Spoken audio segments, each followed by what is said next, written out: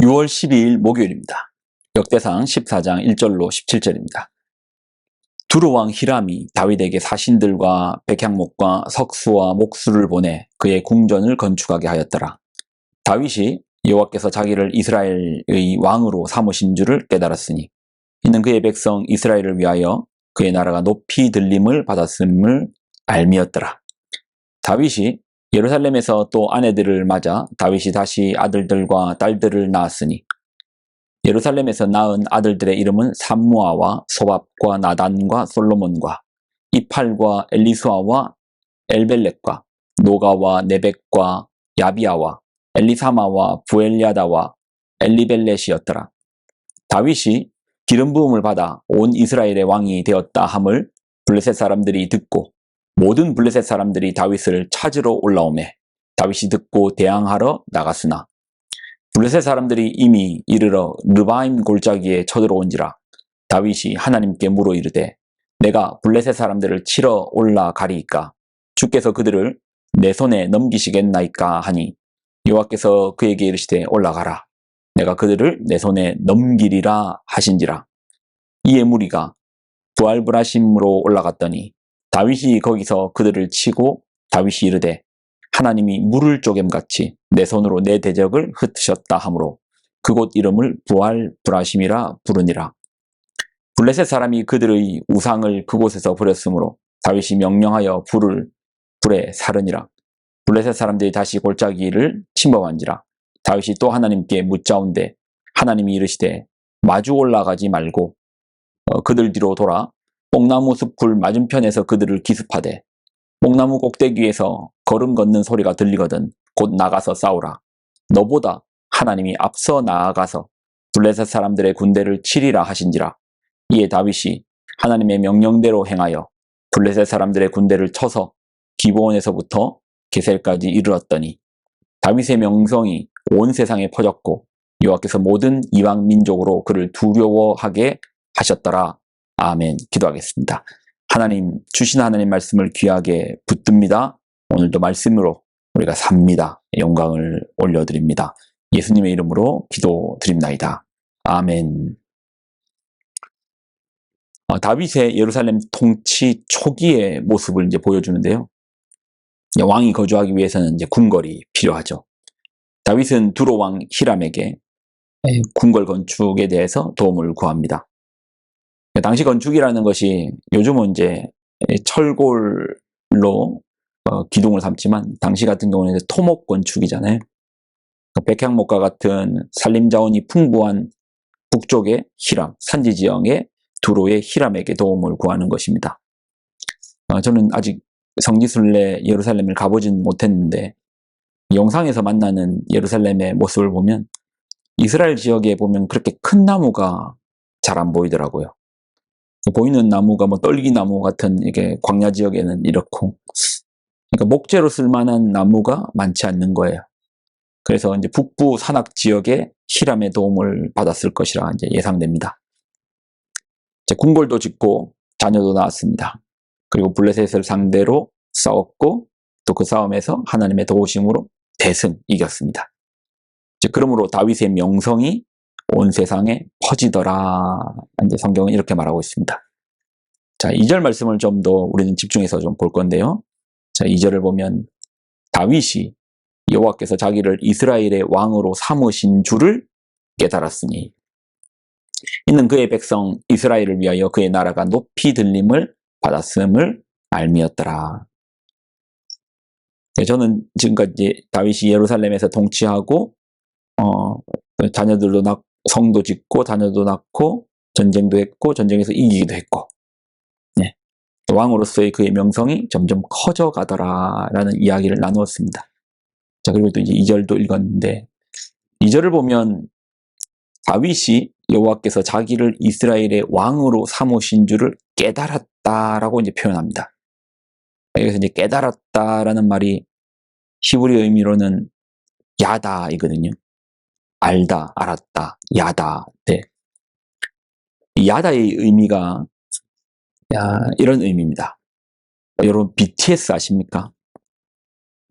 저도 BTS 압니다. 여러분도 BTS 아시죠? 저도 압니다. 여기서는 알다가 야다는 아닙니다. 그럼 야다는 어떤 의미인가?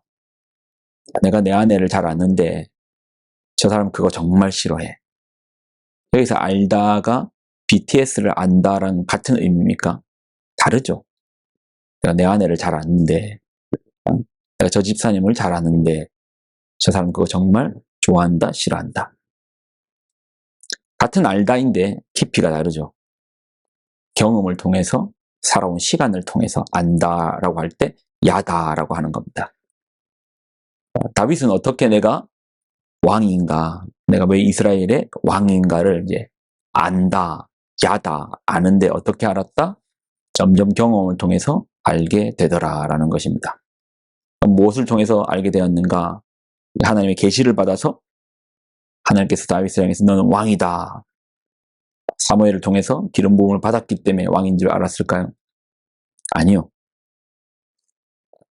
그가 말하는 것은 삶을 통해서, 시간을 통해서 자신의 정체성과 왕으로서의 부르심을 점점 더 알아가게 되더라 라고 말하고 있습니다.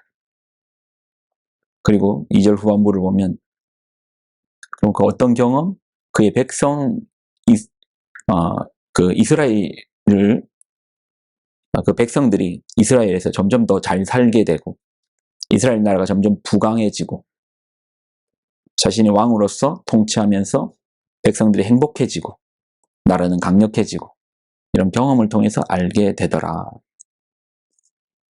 저도 이제 비슷한 이제 고민을 하는데, 제가 진정 이 교회의 담임 목사로서 부름을 받았는가? 이게 뭐 저만의 고민이 아닐 것이고, 이 자리가 맞는가? 이 부르심이 맞는가? 기도했는데 하나님께서 너 맞아. 너 그 자리 가야 돼. 그런 계시를 잘 받지는 않잖아요, 우리가. 저도 기도하는데 하나님께서 너 새생명교회 가라라는 음성을 똑똑히 들었다, 확실히 들었다. 없지는 않죠. 근데 그 마음이 그렇잖아요. 제 마음인지, 제 목회자로서 담임 목회가 되고 싶은 어떤 내 갈망인 건지, 하나님 부르심인지 분간이 잘 안 되죠. 마음만으로 확실히 알 수는 없었습니다. 그럼 어떻게 알게 되었는가? 어떻게 알게 되는가? 교회가 점점 은혜가 넘치는가? 교회가 점점 교회다워지는가? 성도들의 신앙이 깊어지는가? 이런 경험들과 시간들이 쌓여서 알게 되는 영역이 있어지는 것이죠. 여러분도 같은 고민이실 겁니다. 나에게 이 자리가 맞는가? 기도했는데 하나님이 가라. 너 이번에 이거 섬겨라. 이 직분 받아라. 아니 그런 소리가 안 들리는데. 그럼 어떻게 알지? 왕으로서의 자리매김을 하다 보니, 시간을 보내다 보니 점점 알게 되는 거예요. 야다. 경험을 통해서, 시간을 통해서 알게 되는 것입니다. 여러분도 마찬가지 아닐까요? 지금 그런 고민들이 있을 겁니다. 우리는 하나님과 달라서 몰라요. 앞의 시간도 모르고 긴가민가 하고 갈 때도 많습니다.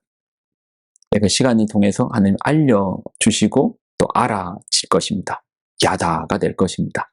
다윗도 그러했네요. 다윗도 확신 가운데 나는 왕이야. 의심 없이 왕이야. 이렇게 살았는 줄 알았는데 다윗 역시도 점점 알게 되더라 라고 이렇게 표현하네요. 나라가 점점 부강해지고 왕권도 생기고 백성도 윤택해지고 전쟁에서도 이기고 이런 과정들을 통해서 하나님께서 나에게 왕으로 부르신 것이 맞구나, 그렇구나 점점 알아지네요. 그러면 여러분 붙들고 한번 나아가 보십시오. 다 안 들리던데 이렇게 거절하는 용도로만 기도해봤는데 그런 음성이 없더라, 기도해봤는데 그런 마음의 감동이 없더라 이렇게만 하지 마시고 경험을 통해서도 다윗은 알게 되었다라고 얘기하네요. 자, 기도하겠습니다. 하나님, 우리로 삶의 자리에서 하나님 앞에 늘 주파수를 맞추고 살아가게 하여 주옵소서. 그래서 어떨 땐 참 희미한 안개 속을 걷는 것 같은데 이런 삶의 자리를 통해서 살아내는 시간들을 통해서 더욱더 하나님을 알게 하여 주옵소서. 주님의 부르심 앞에 반응하게 하여 주옵소서. 영광을 드립니다. 예수님의 이름으로 기도드립나이다. 아멘.